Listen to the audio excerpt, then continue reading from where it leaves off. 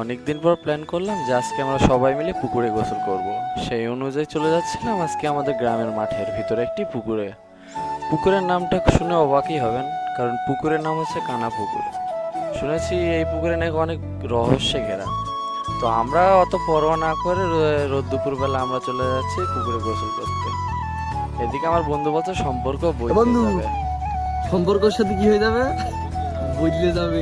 আমার বন্ধু একখান কথা বলিছে। কি কথা বন্ধু? বাড়ি যাবো না একদম। বন্ধু আমার আজকে বাড়ি যাবে না। এদিকে আমার বন্ধুরা জল পাঠা টুমটুম টেড়াও বল দিলাম। ছোট ভাই আমার গাছে আম চুরি করছে। এদিকে কানা পুকুরের মালিক দেখলে তোমার ঠ্যাং ম্যাং সব ভেঙে দিবানি। সেটা বড় কথা না। একটু দাও, ভিডিও করছে, যদি না দাও তাহলে বিয়ে হবে না বন্ধু। আমার বন্ধুর কাছে বিয়ের কথা বলেছি মানে সে সব দিতে বাধ্য। বিয়ের কথা বলা মাত্র আমার বন্ধু আমার পুরো আমটাই দিয়ে দিল। তার কাছ থেকে আমটা কেড়ে নয় সে করে কাঁদছিল। আচ্ছা সেটা বড় কথা না, বড় কথা হচ্ছে আমার রোহিত বন্ধু বলছে পকি আম।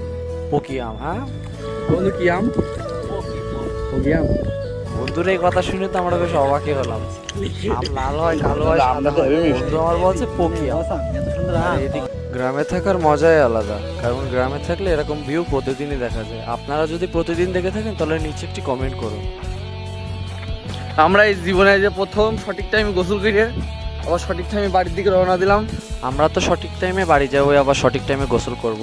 আপনারা আরও নতুন নতুন ব্লগ দেখার জন্য সাবস্ক্রাইব করে রাখতে পারেন।